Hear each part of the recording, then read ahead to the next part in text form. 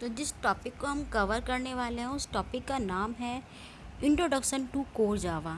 तो core Java के बारे में हम बात करेंगे।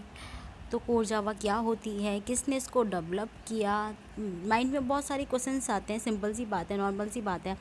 जब हमने कोई रेसिपी ट्राई करते हैं तो सबसे पहले हमारे दिमाग में आता है कि यदि मैंने कोई रबड़ी की रेसिपी बनाई या फिर मैंने कोई केक बनाया, उस केक को मैंने चॉकलेट बना के चॉकलेट सिरप बना के ट्राई किया, मैंने बिस्किट की यूज़ करके ट्राई किया, मैंने उसको एक अलग तरीके से इन्वेंट किया। लोग आटे का हलवा बनाते हैं, मैंने उसके अंदर दो चीज़ों को मिक्स करके उसको अलग तरीके से क्रिएट किया एंड मैंने उसका चीज़ का नाम दे दिया। इसी तरीके से कंप्यूटर में हमारे क्या different different code language use की जाती है, ठीक है, जैसे कि C++, कोर जावा, इस टाइप से लैंग्वेज यूज़ की जाती है। अब सबसे पहले दिमाग पे क्वेश्चन आता है कि यार ये कोर जावा क्या होता है। सबसे पहले जब भी हम कोई किसी भी टॉपिक के बारे में पढ़ते हैं तो ये होता है कि होता क्या है, ये है किस बला का नाम है। तो इसी तरह से जावा जावा डेवलप की गई थी Patrick Norton, Chris and other team members ने की थी। 1996 में की थी। 1996 में इसको डेवलप किया गया था एक लैब में। इसके टीम मेंबर्स ने पैट्रिक के उन्होंने इसको क्रिएट किया था। तो इनिशियली सबसे पहले जब जावा इनिशियली मतलब शुरुआत में जब इसको डेवलप किया गया था तो इसका नाम ओक था। लेकिन एक मिथ है, there was a myth that Java program are very fond of coffee, so they name the language in name of the coffee। कि ये एक मिथ माना गया है कि कॉफ़ी है जो कि कॉफ़ी के नाम पर इसको नाम दिया गया है। क्योंकि एक्चुअली क्या इसका जो स्ट्रक्चर होता है, कभी आप नेट पे सर्च करके देखना तो आपको एक कप दिखेगा एंड इसमें से मतलब वेपर्स दिखेंगे। तो आपको गरम गरम धुआं सा दिखेगा एंड जो ऊपर की तरफ जाता है वो आपको वेव्स तीन वेव्स दिखेंगी। तो लोगों को लगता था कि कॉफ़ी के नाम पे इसका नाम जावा रखा गया, बट ये एक मिथ है, ठीक है। तो but later on due to some trade market problem, कुछ और मार्केट प्रॉब्लम्स की वजह से इसका नाम चेंज करके क्या कर दिया गया, Java. In the name of island where the coffee trees are found. ये कॉफ़ी ट्रीज के पेड़ कहाँ पाए जाते थे, आइसलैंड में, ठीक है। तो इनिशियली में जब जावा को डेवलप किया गया, जब उसके कोड को लिखा गया, ठीक है, तो initially Java was develop to write the code और programs for electronic device such as washing machine, microwave oven extra are in Java. We can write code without worrying about the platform and operating system। अच्छा, जब भी हम कोई काम करते हैं तो हमें कोई ना कोई स्पेस चाहिए होगा। जैसे मेरे को कल को कोई कोचिंग पढ़ानी है, फिर मेरे को अपना कोई इंस्टीट्यूट खोलना होगा, तो सबसे पहले मुझे जगह देखनी होगी कि मैं जिस पे काम कर रही हूँ वहाँ पे मेरे पास एक रूम है, मेरे पास बोर्ड है एंड मेरे पास माइक है। मैं यहाँ पे लोगों को बोल रही हूँ, मेरी आवाज़ लोग स्टूडेंट तक पहुँच रही है, यदि नहीं पहुँच रही है तो रीज़न क्या है।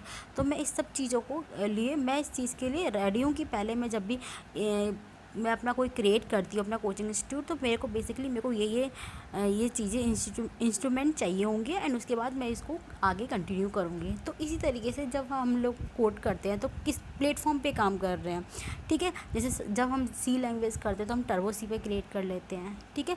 तो वो किस प्लेटफॉर्म पे काम कर रहे थे, जावा एक इलेक्ट्रॉनिक डिवाइस थी, ठीक है। तो इसमें जो कोडिंग यूज़ की जाती थी, वॉशिंग मशीन में यूज़ की जा रही थी, माइक्रोवेव में यूज़ की जा रही थी। क्या क्या कोडिंग है जिससे वो फाइनली हमको रिजल्ट देता है। जैसे कोई रोबोट में उसमें हमने कोई कोडिंग कर दी जिस तरह से वो फाइनली हमें रिजल्ट आउटपुट देता है। With the origin of the internet the java becomes more popular with the origin of क्योंकि जावा क्या है, इंटरनेट पे एक इंडिपेंडेंट लैंग्वेज है। इसको इंटरनेट पे किस तरह से यूज़ किया गया और ये क्यों इंपॉर्टेंट है इंटरनेट में। सबसे पहले माइंड में क्वेश्चन आता है कि भाई इंटरनेट पे इम्पोर्टेंट है, बट रीज़न क्या है। In the case of internet there are millions and millions of computer connected to the computer system. इसके साथ में कितने कंप्यूटर एक साथ कनेक्ट हो सकते थे, millions computer connected to the क्योंकि इंटरनेट एक जाल है, ठीक है। इंटरनेट बेसिकली मतलब ही नेट मतलब जाल ही होता है, ठीक है। एक एंड दिस कंप्यूटर में very platform are combination of the operating system and hardware configurations. तो अब देखो किस प्लेटफॉर्म पे काम कर रहा है, विंडोज़ 7 पे कर रहे हैं, विंडोज़ 98 पे कर रहे हैं, लाइनक्स पे काम कर रहे हैं, यूनिक्स विंडो पे काम कर रहे हैं। तो किस किस प्लेटफॉर्म का हम यूज़ करके इस पे काम करना चाह रहे हैं उसमें ये बताया गया एग्जाम्पल के लिए। तो किस in such a environment Java is a successful. Now we will discuss कि ये सक्सेसफुल कोई हुई। जैसे हमने कोई कंपनी ब्रांड स्टार्ट किया, वो धीरे धीरे स्टार्टिंग में इतना ग्रो नहीं कर रहा था। तो सोचा कि इस चीज़ को धीरे धीरे जब उसने स्टार्ट किया तो उस चीज़ को वो डेवलप करता चला गया।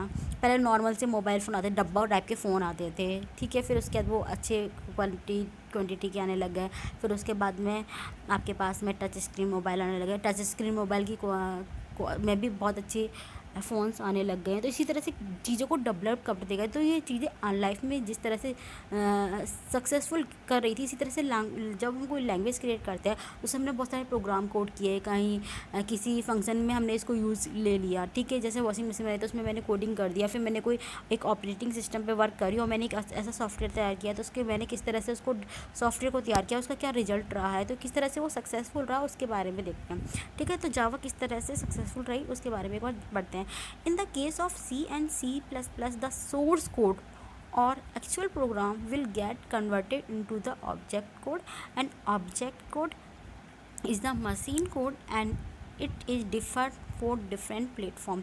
कितने ये डिफरेंट प्लेटफॉर्म पे इसको यूज़ बनाया जा सकता है। इसकी जो प्रोग्राम किए जाते थे या फिर इसकी जो कोडिंग की जाती थी वो ज़रूरी नहीं है कि मुझे सिर्फ विंडोज़ 7 पे या फिर मैं किसी पर्टिकुलर टर्बो सी पे ही काम करूँ। उसका कहने का सेंस था कि आप इसको कहीं भी डिफरेंट प्लेटफॉर्म पे इसको ईजिली रन करवा सकते हैं इसे, ठीक है। So that the object code will not be able to execute all the platforms.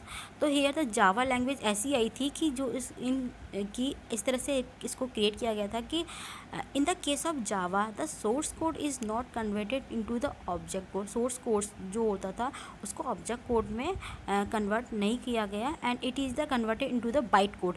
इसको किस में चेंज किया गया? बाइट कोड्स में। The byte code is the intermediate and encoded code होता था। बाइट कोड क्या होता है? वो एक इंटरमीडिएट कोड होता था which is not the actual machine code, and the byte code is same for all the platform. So the application which is written in Java able to execute all the platform। जैसे कि मैं एक diagram के through समझाना चाहूँगी Java compiler क्या होता है। आप लोगों को कंपाइलर इंटरप्रेटर का मतलब पता होगा। एक बेसिकली डिफरेंस होता है कि इंटरप्रेटर में line by line program check करते हैं, एंड कंपाइलर में एक साथ प्रोग्राम की जितनी भी एरर होती है एक साथ दिखाई दे जाती हैं। तो ठीक है, एक प्रोग्राम को कोड किया गया, जावा का कोई प्रोग्राम सोर्स कोड है, फिर उसको कंपाइल किया गया और जावा को उसको चेंज कर दिया जावा बाइट कोड में, ठीक है। अब जावा इंटरप्रेटर क्या होता है और उसके बारे में हम पढ़ेंगे नेक्स्ट टॉपिक में। तो आज के टॉपिक को मैं यहीं पे कंप्लीट कर